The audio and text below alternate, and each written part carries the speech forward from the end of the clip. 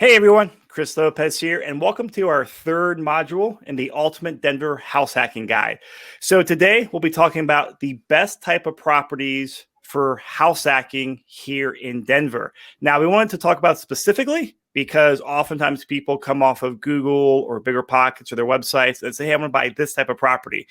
And while that may sound good on a blog post in a different market and maybe in a different year, it's not necessarily what's working best in maybe today's Denver market. So we'll cover that today.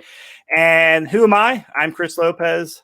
I'm a real estate agent here at Your Castle Real Estate. I help people buy rental properties. And my two co-hosts are Joe Massey at Castle and Cook. Joe, how's it going? Fantastic, Chris. My name again is Joe Massey, Castle and Cook Mortgage. I'm a branch manager, loan officer here, helping people purchase investment properties, primary residence, second homes, properties up in the mountains. We work with first-time home buyers, lots of house hackers, which is what we're talking about today. And just really excited to be here. Appreciate you putting this together, and excited to be joined by our co-host, Mr. Jeff White. Jeff, are you there? Yes, I'm here. Thanks for the intro, Joe. My name's Jeff White. I'm a active house hacker and also house hacking coach to help with any assistance to guide someone that's just starting out or needs a little help. And it's just excited to be here. So thanks for getting this going, Chris. You bet. All right, well, let's jump into it, guys. So before we can start talking about what type of properties to buy, we have to have the conversation of where do you find properties?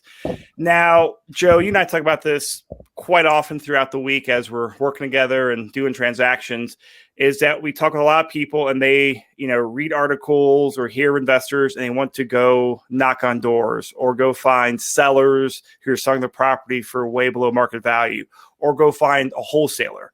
So that there's definitely a segment of the investor market that's definitely a great fit for it. But is that the right fit for house hackers? So what you see on the screen right now is a graphic that Joe and I put together last year called the Deal Quadrant. Now, we get an entire class on this, an entire podcast. So if you want that link, email me or search the website. But really briefly, there's four main ways you can find any type of property. One is the MLS, and that's the most common one that you see on RE Colorado, Zillow, Redfin, all the websites out there. One is through networking, and that's simply where, hey, if Joe has a property and Joe's my friend, he says he's selling it and I buy it, great. I'm buying it through my network, through my relationship with Joe. The third way is through wholesaling, and wholesalers are, they're not real estate agents typically, but they're people that go out there and source properties. Sometimes they find properties from the MLS. Sometimes they find properties from other sources. They get under a contract and they turn around to sell the contract to an investor. And the fourth way is by generating leads yourself. I'm sure we've all seen driving around town the "We Buy Ugly Homes" billboards or bandit signs on the side of the road or the ads on the internet. So a lot of times those are investors who are generating leads themselves, and they are trying to find people that are in a distressed situation, maybe a bankruptcy a few weeks away, or they need cash in a couple weeks. And these are people that have a tight timeline and they need to sell fast, and they can come in there, look at a property and buy the property usually within, 3 days, 7 days at cash, but they get a significant discount. So, Joe, when we talk with house hackers about here, where do you think most of the properties come from? My favorite place to find properties is the exact same place where all the house hackers find properties, and that is the top left quadrant, the multiple listing service, the MLS. Yep. And this is something, because we often get people, they want to go out there and they want to go out there and, find their own off-market deal or work with wholesalers. The reality is, whether you're working with a wholesaler or generating your own leads, that's very hard to do as a house hacker. And here's why. So what is the timeline? A lot of times those transactions need to close in, 7 to 10 days is very common for those types of properties. Well, for a house hacker, that can often be problematic because of, going through all your typical due diligence and then getting the financing in place and all these other items. And also the fact that most house hackers are not experienced investors. If you're buying your first transaction, heck, even if you're buying your fifth or sixth transaction, a lot of people are not comfortable moving that quickly and that fast. And a lot of times those properties, they need to come in there and they need to look at the property, put a contract down, and put the earnest money down within like 2 or 3 hours. Oh, by the way, your earnest money oftentimes is non-refundable, and then you have to buy the property within 7 days. So things tend to move very, very fast. Now, since house hackers are not looking to buy the property to flip, they are rather looking to buy the property, live in it, and move it after a year. They don't need to get an amazing off-market deal because they already get the most powerful thing they can get. It's a low down payment loan from Joe and the government, or backed by the government. And that way they get a high leverage loan, which is something that investors can't get. So you already get an amazing deal. So Joe, I know you do a lot of transactions for all types of, homeowners, investors, very experienced people. How many of the house hacker clients you work with buy their houses through wholesalers or through their own leads they generate? House hacking clients, wholesales, and lead gen, 0 lead gen, and I've had exactly 1 house hacker buy a transaction wholesale. Yep. And I'm not surprised by that, because here are my stats. And so this is actually stats I pulled, looks like from February to February, so like 2019 to 2020. So the top half is rental properties. The bottom half, we did 20 transactions over a 12-month period. 100% came from the MLS. And it's not because we don't see other properties. It's not because we're not looking. It's just because for the average house hacker, 99.9% of people out there, the MLS is by far the very best way to go out there and buy their properties. Now, if you look at the rental section up here, you'll see that about 2/3 of the rental properties we bought were MLS, and about 1/3 was through networking. Again, that's because rental properties, a lot of times that's a very different type of property than it is for a house hacker looking to buy their properties. Now, Jeff, I know you're on house hack number 3, and you've done quite a bit of real estate investing in the past. Where have all your house hacks come from? Straight from the top left, upper left quadrant, MLS all the way. Yeah. Now, I know you've done, before you started house hacking, you did some out-of-state investing. You were doing some of your own lead sourcing. Like, you were doing some more of the creative real estate transactions out there. So give us like your quick background on that and why you're focusing on buying your house hacks through the MLS versus doing some creative deal sourcing. Yes, even going back to the 2008, 2010 timeframe, I did a little wholesaling and short sales back then.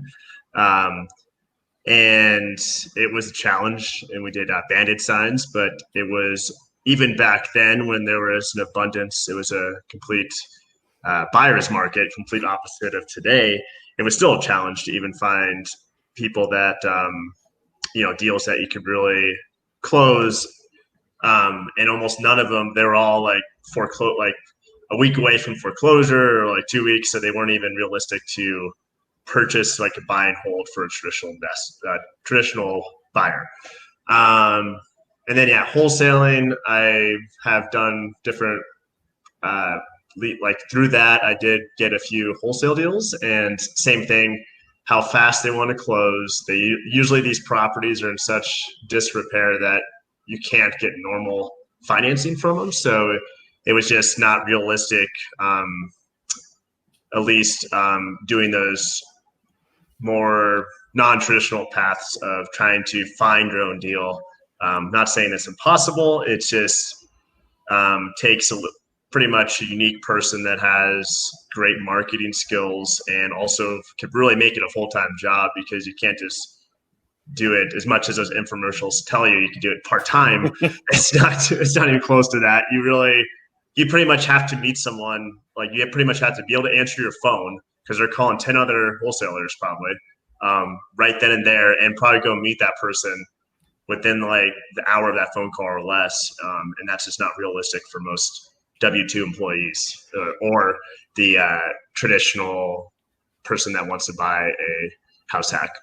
So you said something, a great point there, Jeff, and this is something Joe, you'd elaborate on there, because you mentioned that a lot of these properties are not in a good enough condition where you get permanent financing on there.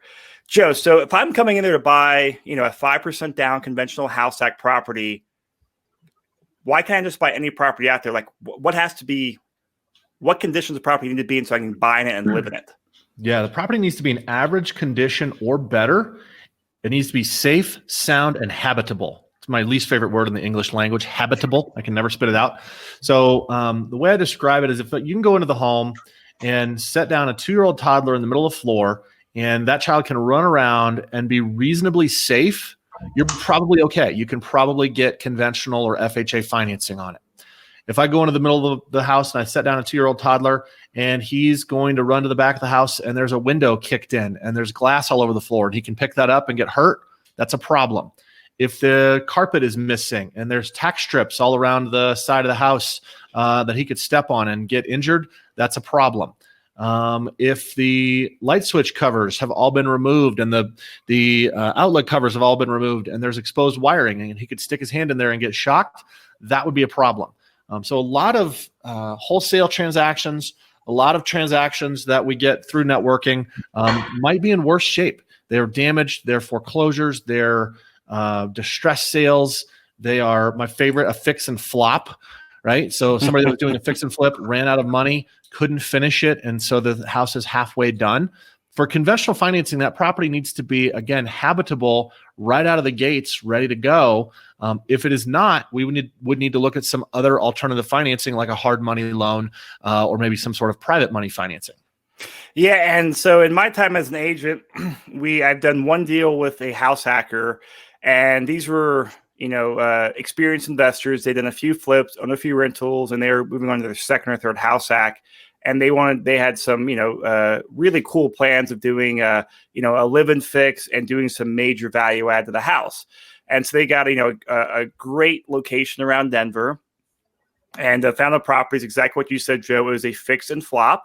And I don't know what happened with the partnership on there, but the property, had been on the market for 6 months. The flipping had stopped like 6 months before then. So it was underpriced, but needed a lot of work. And so they wanted to live in it. But here's the thing, as Joe said, it was not habitable. There was no kitchen appliances. Well, if there's no stove, if there's no kitchen sink, they can't live there. The water had been water and sewer had been turned off. So they actually could not go in there and live. And so even they were planning on living in there, well, they had to go in there, and first they went the route of having a construction loan, buy the place with a plan of getting it in livable condition, and then in 2 or 3 months refinancing it into a conventional loan. So a lot more moving pieces there, and I can tell you, construction loans are not nearly as favorable financing as a 5% down conventional loan. So we could spend here all day and talk about why it doesn't make sense, but just listen to the stats. Out of all the house hacking transactions I've done, not just the last 20 out of the last year, 100% is from the MLS. All of Jeff's house hacks he's purchased has been the MLS. Joe's, all the transactions he's done, except for one, has been from the MLS. And just for clarity, Joe does a lot of mortgages, a lot of loans, has been around for a long time doing it. So I'm assuming he's probably like a 99-point-something% house hackers on the MLS. Yeah, the one I did, that is just a one-off. Yep. Your stats here are perfect. So I just want to emphasize that because we want to give you the reality check here. And I see a lot of people, they want to go find this off-market property. Great. That's probably not going to work out for you in the house hack. There's always that 1 in a million chance, but we like to actually go for very good odds. So all of our stats points to the MLS, and we'll leave it at that. All right. So let's talk about property types now. Because if you go Google house hacking, every blog article I've seen talks about going out there and buying a duplex or fourplex or a triplex, buying a multifamily unit. And really in terms of house hacking, we're looking at anything that's 4 units and less, because once it's 5 units or more, it's no longer a residential loan. So if you want a loan for 5 units, Joe can help you out because he's not a commercial lender. So for residential financing, we look at everything from 4 units and less.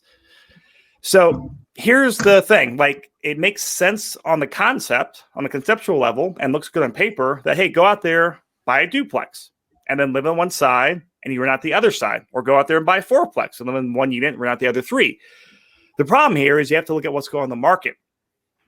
And guys, how would you describe the inventory of multifamily in Denver right now? The inventory and quality of it?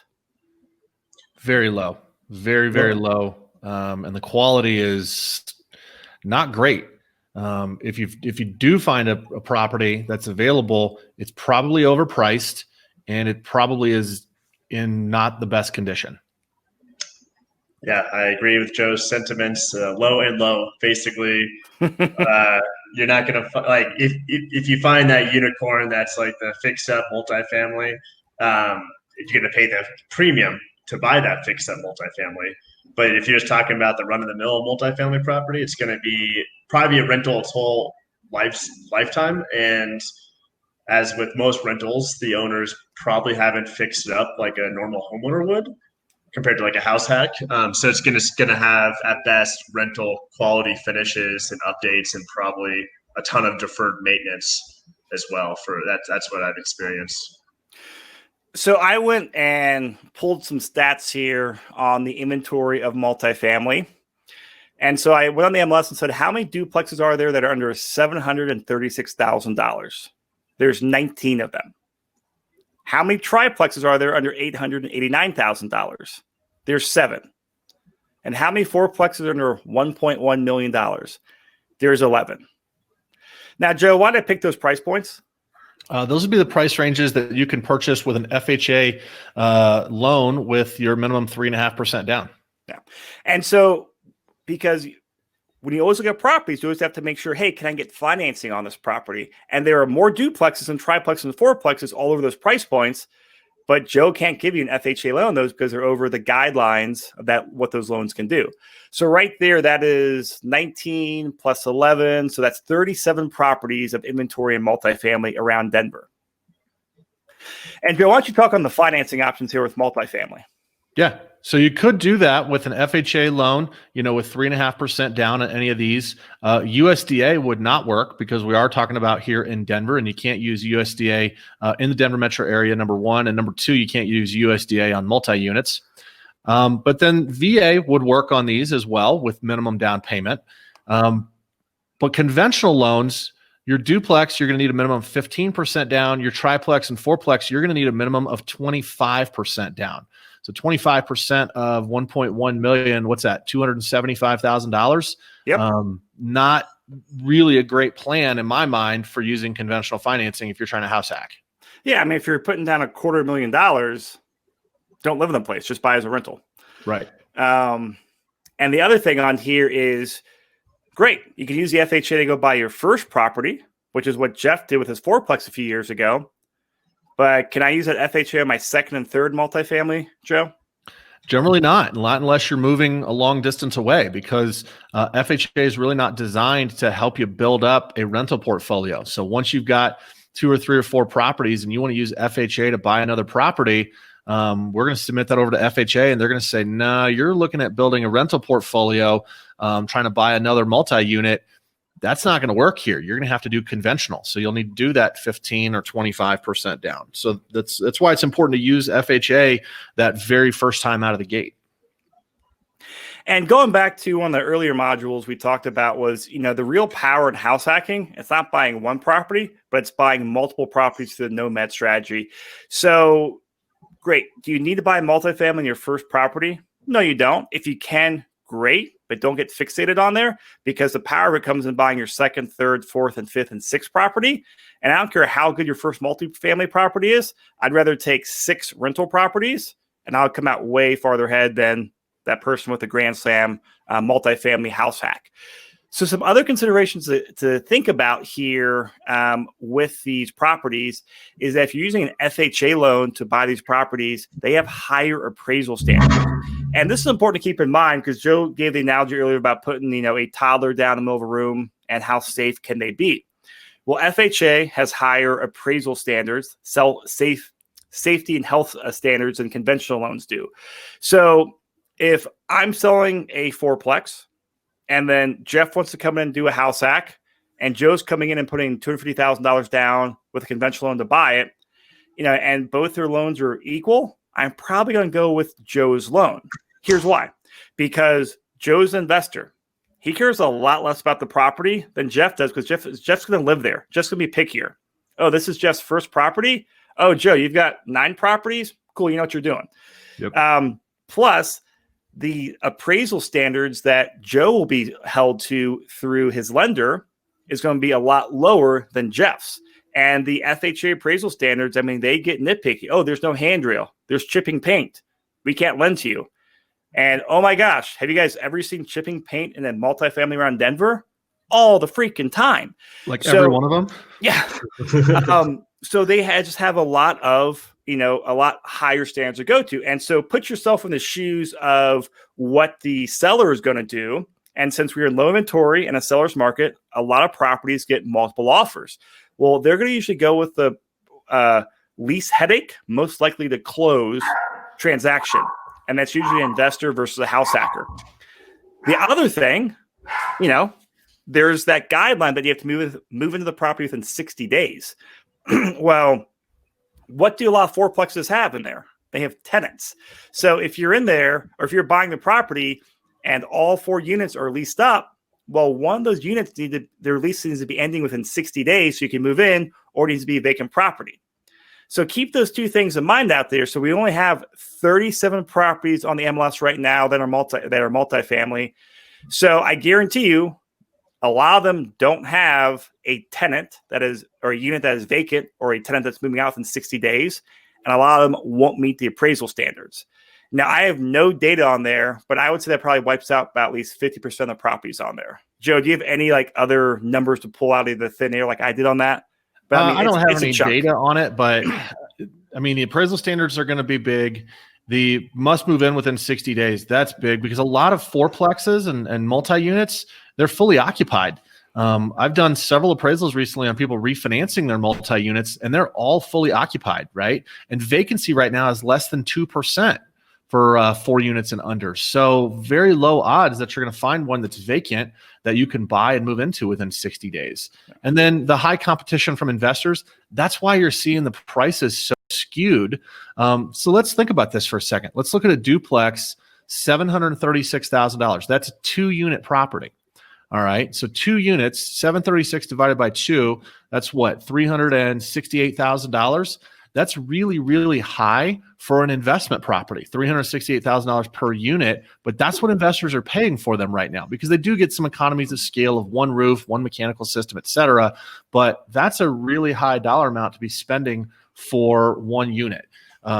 Or on a per unit basis. So you're seeing high competition from investors that's driving up the prices and making it not as appealing for house hackers. So you can do it, yes, but it might not be your most financially advantageous way.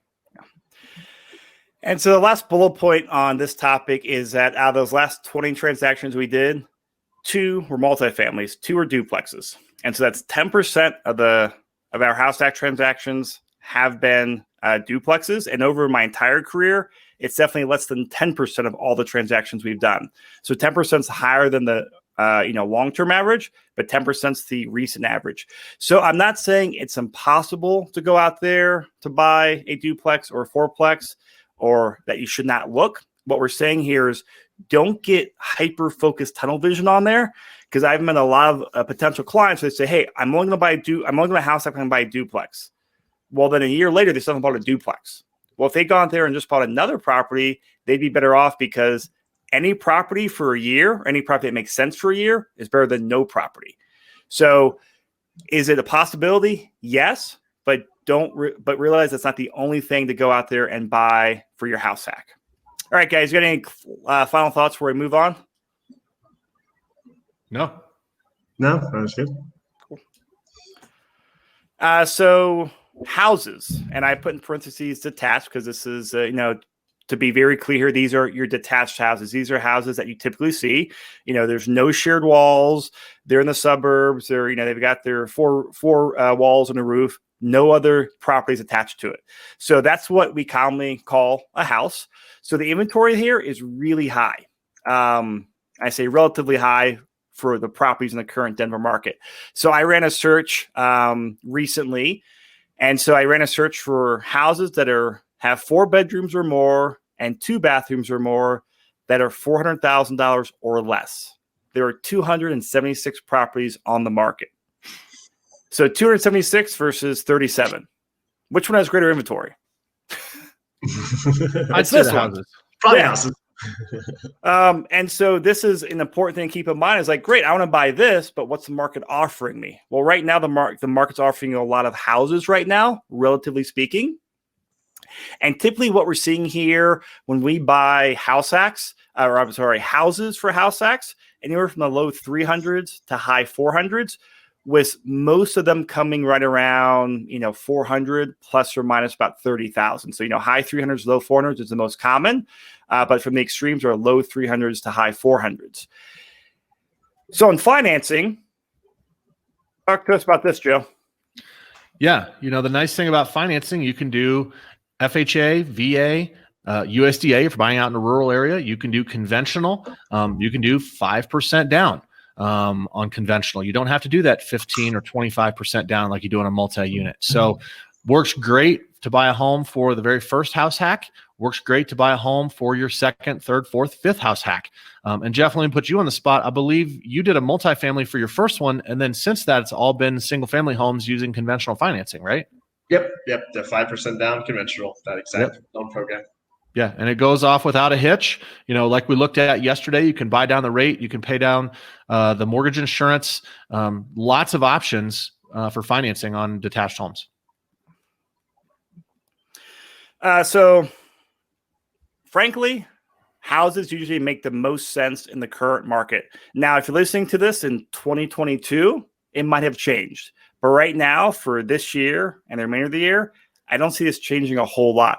And we say it makes the most sense for the number of reasons of we have higher inventory, we have a lot more loan options available, and the competition, you have a different type of competition. They're not investors, but they're other people that want to buy property. So you don't have to deal with having to move it, having tenants in there and moving out in 60 days. You're dealing with a lot less health and safety appraisal issues. So there's a lot more odds in your favor of finding a house for your house hack. So out of the last 20 transactions, 70% of our house hacks have been single family homes. All right, the last category of properties we can talk about are condos and townhomes, also known as attached properties, because they are attached to other units. So I would put the inventory at medium. And I say this because there's, for condos and townhomes to be an affordable price point, there's usually two types of them. There's the rental grade condos and townhomes, and then there's the, hey, these are nicer townhomes and condos where I want to live for a year or two. And I mean, Joe and I, we buy a lot of rental condos. We sell all of them to our clients. I have yet to have anyone that's want to house act the best condos we see out there for an investment property. And just to put it very bluntly, those are great rental properties. But going back to that balance of balancing your personal needs and wants, they usually don't check off the categories in your personal needs and wants. So I'd put inventory around medium. And typically what we're buying on these are 3 bedrooms and 2 baths. Because if you're doing like a 1 bedroom or 1 bath or 2 bedroom or 2 bath, a lot of times numbers are a lot harder to work, either while you're living there. Because if you buy a 3 bedroom or 2 bathroom condo or townhouse, you can use, if you rent out 2 of the bedrooms, you can usually pay for your mortgage and then a little bit. Like we've got one client, they just closed on a townhouse in Westminster 2 months ago, and they're getting like $850 each for 2 bedrooms. Well, he's bringing like $1,700 a month in rent. That covers his mortgage. Now, if you did it with a 2 bedroom and you're not 1 bedroom, you're only bringing $800 a month. So the price point of a 3 bedroom over a 1 or 2 bedroom is usually not that much greater. So it makes more sense for while you're living there. If you're renting out room by room, and then when you move out, they typically cash flow better as well. So typically our 3 bedroom, 2 bathrooms, and those what we're seeing, again, this is the type of properties we're buying for house hacks, not the cheapest properties out there. We're buying things from about the mid 200s to low 300s is a price range we're buying for condos and townhomes in the current Denver market. So Joe, what about financing on these?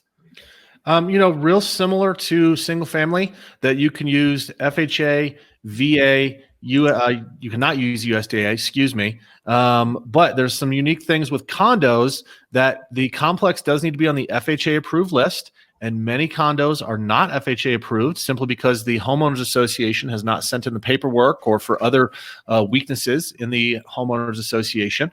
So not every complex is FHA approved. However, townhomes are treated just like a single family residence. So townhomes are, of course, FHA approved, just like a single family.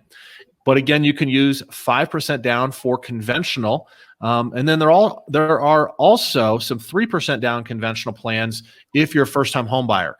And so if you're buying with minimum down payment, or maybe even down payment assistance, can work really well on a condo or townhome if it's your very first property. And so just some other things to keep in mind as we talk about these is keep your eye on HOA fees and the health of the HOA.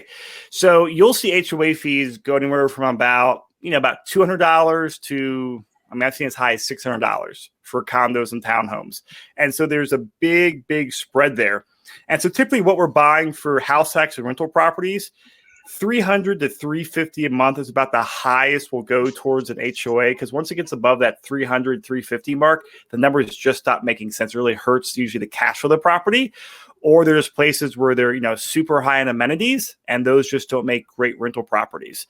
And Joe, what's the correlation? Because I get this question, I'm not great at answering, but what's the correlation of I'm buying a lower price condo by an HOA fee? Does it impact my buying power from a lending standpoint?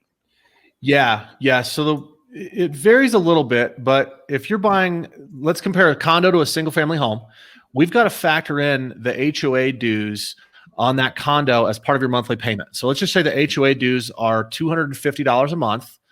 That is going to be approximately $50,000 less dollars in value that you can pay for that property as compared to a single family home with no homeowners association. So think about that. If I'm buying a single family home, I can afford a $2,000 a month payment. Maybe that's a $400,000 home. If I'm buying a condo and it's got a $250 HOA, well, that's got to fit into my $2,000 a month payment.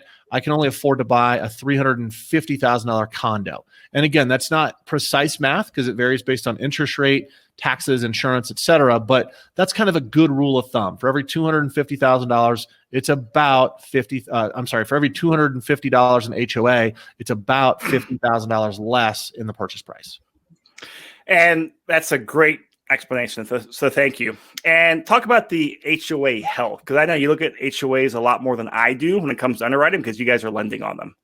Yeah, so we review HOAs extensively on every condo transaction because it's now a third party that can impact the value of the home, right? Are they keeping up with the maintenance? Are they reserving appropriate funds for future maintenance? Do they have appropriate insurance? And so sometimes you might find a complex, you're like, man, the HOA dues are only $110 over here. And we'll do a little research and we'll say, yeah, you know why? Because they're not paying the management company and they're behind on their bills. And they are not saving any money for maintenance. And the insurance is really bare bones insurance and insures the property to a very, very low level. And so that might be a real concern. And then on the flip side, you might see, hey, we've got a homeowners association that the dues are $600 a month. And we'll research that and we'll say, it's $600 a month and they've got 25% delinquency. 25% of their homeowners are behind on their HOA dues. And so they've had to raise it on everyone else in order to keep up with the maintenance. Well, that's a problem because that is a leading indicator for foreclosures. So we're going to go through the condo documents in depth to make sure that we're comfortable not only with the borrower and not only with the house or the condo, but now we've got to look at that homeowners association to make sure that we're comfortable with that third party that could impact the value of the property. So when you guys are out there, if you go out there and buy a condo or townhouse, you don't need to go out there and research the HOA yourself before you put an offer in. Joe and his team will do their due diligence. And then once we're under contract as well during the due diligence phase, we'll also review the HOA docs from our perspective, which is reviewing the docs. And we usually look to make sure that, hey, does the property or does the complex have any rules against not having units in there as a rental property? And so very few in Denver don't allow that. But I lived in other states such as Florida, and a lot of HOAs in Florida don't allow owners to rent out their properties. So great, if you plan on buying this property and then 1 year later you want to move out but you can't rent it, well, that might be a problem for building a rental portfolio. So a couple of things to keep in mind on there. And my last question, I'm ask both of you guys, because we often get a very mixed reaction when we talk about HOAs. And it's not uncommon for people to think that HOAs are just the devil and I would never own a property in the HOA because they're going to ruin my rental portfolio. Joe, would you buy a property with an HOA? Yes. Jeff, would you? Absolutely. I would too. I have no problems with them. Of course, as Joe said, you're going to have some control there, but it's not black and white that they're evil or they're going to ruin things. A lot of people have made a lot of money by buying properties of HOAs. Every property I own, Chris, has a homeowners association. Oh, really? Yep. Oh, Wow. I didn't know that. I knew you had a lot. I didn't know it was all of them. What's that? I said I knew you had a lot, but I didn't know it was all of them. Yeah. Yep. Oh, Every isn't it property I own. you, if I recall correctly? Because I know in your primary residence you have an HOA that an investor bought a place and then realized after closing they couldn't rent it out. Yeah. That was the house that I bought, actually. He bought it to rent it out and wasn't able to rent it. Didn't read his homeowners association documents and, put a sign up in the window, said for rent, posted on Craigslist. It wasn't 15 minutes that the HOA was all over him. Hey, you can't rent that here. We don't permit rentals in our homeowners association. And he's like, well, I just bought this as an investment. They're like, well, we don't really care. You can let it sit vacant or you can sell it, but you're not renting it out. And he had signed the agreement to follow all the HOA rules. So he didn't have an opportunity to rent it. He put it back on the market and my wife and I ended up buying it about 10 years ago. That's funny.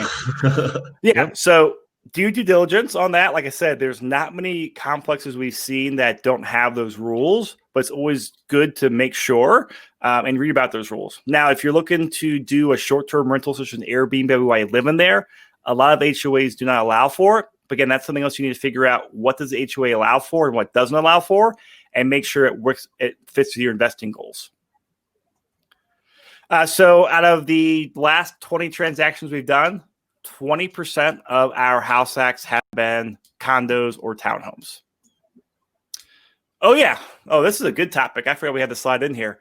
Accessory dwelling units, also known as ADUs. So these are, they go by a lot of names: carriage houses, granny flats, other names I can't think of. Mother-in-law suite.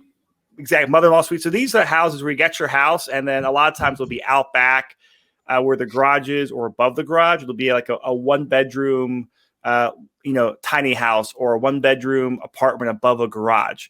So these are units that are, next to a single-family home.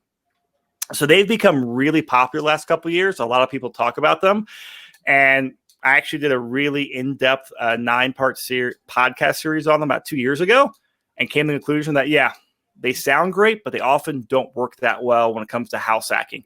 So there's two ways to look at this. There's the purchasing properties with house hacks. There's purchasing houses with ADUs, and then there's buying a property and then building the ADU yourself. So let's talk about purchasing. So purchasing, the main problem here is that there's not a whole lot of properties with ADUs, but the difficult thing is actually sourcing them. There's no good way in the MLS to actually source ADUs out there to find them. And a lot of agents actually don't even mention them in listing descriptions. So it's very hard to source them. Now, from the financing standpoint, Joe, do ADUs have any impacts on financing? No, we treat it just like a single family residence. Yeah. So that's the great thing is you can go out there and you can buy it for FHA or buy your second, third, fourth property at 5% down. So if you can find them, great, do it. So to date so far in my real estate career, Joe, how many houses with ADUs have I sold to house hackers? Oh, man. 2 or 3? Not very many. Zero. Okay. Wow. Yeah. So, 0. And that's just because, not because we haven't looked, not because we don't want them. It's just because they're really hard to find. And I say that just kind of give you guys a reality check. Like, hey, I wish I could sell a lot more, but we just don't see a whole lot of them. Now, there's not a lot of them out there, and they're expensive. Yeah, talk about that, because I know you do loans on them. You see more than I do. Yeah. I've done a number of these, but they're expensive. And you might have a single family home that is $300,000, and then right next door you've got a single family home with an accessory dwelling unit going for $400,000. Right? It's probably not worth $100,000, but with that implied rental income, or somebody can get it and do Airbnb, they'll pay a premium for it. And so it kind of goes back to the multi-units that we were looking at, that some people will really pay a high premium for these accessory dwelling units. The other thing too based on some zoning codes, they're not always in the most desirable areas. Sometimes they are, but sometimes they're in what you might describe as a little more rugged of an area. And so you might be paying a premium for a property and you don't really want to live there. So let's go to the other side of the coin, which is going out there and building ADUs. I have this conversation almost on a weekly basis with people that want to house hack or invest and go out there, buy a house and build an ADU. So last year, Denver County did pass a big zoning update or rules to update the zoning to allow a lot more places to have ADUs. So the problem here is the expense in building ADUs. So I often ask people, hey, great, how much do you think it costs to build an ADU? And they're like, oh, like 15 grand, 20 grand. Nope, add a zero to that. Yeah, it's like 200. Yeah, I mean, they are insanely, you're literally building a house. It's just tiny. So you still have a very high, cost to build. So it becomes out to be the lowest I've seen. I've actually heard people say is $150,000. And usually comes out to what you said, Joe, $200,000. So it's a large chunk of money. Now, Joe, let me ask you a financing question. So if I go out there and I buy a $400,000 house in Southwest Denver, and it's zoned around ADU, I put 5% down. Oh, now I want to build an ADU out back. I get a cheap one for $150,000. What type of loan can you give me? I'll give you a regular conventional with 5% down, and then you can pay for your ADU out of pocket. Wait, out of pocket? Yep. Yeah. So this is one of the problems is it comes in the financing. So you can't do a low down option to go build one. So you can, what most people do, and these are people have lived in parts of Denver for a long time. Well, they've got equity in the property. So they do a HELOC or a cash out refinance their property to fund building their ADU, or they take out a construction loan. But even a construction loan, you're going to put down 30 or 35%. And then an ADU takes a year to build. And it always takes longer, always have cost overruns. And every single person who's built an ADU, they have shared that point numerous times with me, to put it very politely. It takes a long time to build it. And so the economics just don't make sense because it's a really hard time to finance. And then appraisers have a hard time for it. So even if I have $200,000, so Joe, if I buy a house for $400,000, I spend $200,000 because my parents give me a loan to go build it. Will appraise for $600,000 then? No, the highest adjustment I've ever seen, and I see a lot of appraisals, the highest adjustment I've ever seen for an ADU is $50,000. More commonly, they're $30,000 to $35,000 positive adjustment on the appraisal. So you're going to be best case getting a 4 times more expensive unit, $200,000 expense for $50,000 of value benefit. Yeah. And so that becomes their problems. Like, well, great. If you do that, well, now I can't refinance into a better loan. And the last thing I'll say on this is look at the numbers. If I got $200,000 to go out there and, build an ADU, and usually those ADUs, they'll maybe bring in, $1,500 a month in a long-term rent, maybe, $2,500 a month if I Airbnb it. Or I can take $200,000 and go buy 4 condos or go buy a 4-plex. Well, those are going to be a lot more cash flow than $1,200 a month. Those will give me $6,000, $7,000 a month in cash flow. So if you go back to looking at how to best utilize capital, it's usually not going to ADU. It's using that money to go out there and buy an existing rental by putting a 20% or 25% down payment and leveraging up. Chris, we've got one question here. Can you put a tiny house in back? I don't know. I've had people ask me that question, and you have to go talk to your, whatever county you're in, a municipality, go talk to them and see what they say. Yeah, I can help with that too. A tiny house is just simply a trailer. It's not a permanent structure. And so, yeah, as long as the county permits for you to park a trailer on your unit and for you to connect it up to sewer and water, if the county zoning and the county guidelines permit that, then yes, you could certainly do that because it's basically just like parking a camper. But if the county guidelines don't permit that, then no, you wouldn't be able to do that. All right, so let's see here. Okay, so ending this session up here, what's the best property for you? It depends. And Jeff, why don't you talk about this, because you've done quite a few transactions. You bought a 4-plex. You bought a couple of houses now. what's the best property for the house hacker out there? I guess that's it depends answer. They have to look at their really deep dive into their situation. Are they single? Are they married? Are they in a relationship? They have kids? No kids? Do they have do they travel a lot for their jobs? I mean, you get a lot of different variables to think about, and that's once they understand. Okay. And then also what type of property they like. If they're coming from a nice apartment that is, type of class A, all the bells and whistles and like a Zen dog park out there, they're probably not going to want to go to a duplex. So just being realistic, like honest with themselves to say, okay, what's, we don't want multifamily. So the next best option is, potentially a condo, townhouse, or a detached house. And then going from there and then before they even talk to Chris, they need to talk to Joe and understand their financial situation, what they can qualify for, and then go from there. And then Chris can help find those and locate those properties that they desire based on the criteria of how much they can qualify for, and then pick out the winner from there. Well said. Yep. I mean, you nailed it. So to wrap things up here, let us know how we can help. Again, my name is Chris Lopez. I'm an agent. I help people buy house hackers. Joe's a lender at Castle & Cook. He helps you get the financing in place. And Jeff is an active house hacker, also a house hacking coach. And he does some consulting and help people go out there and figure out how to best run their house hack, live with their tenants, get the self-manage the properties, all those nuances, because house hacking, a lot of times like a square peg in a round hole, and Jeff helps you navigate those waters. So if you need us, go to denverinvestmentrealestate.com/HH help, and all our contact details are there. So thank you for listening. Joe and Jeff, thank you guys. Thank you. Thanks, Chris.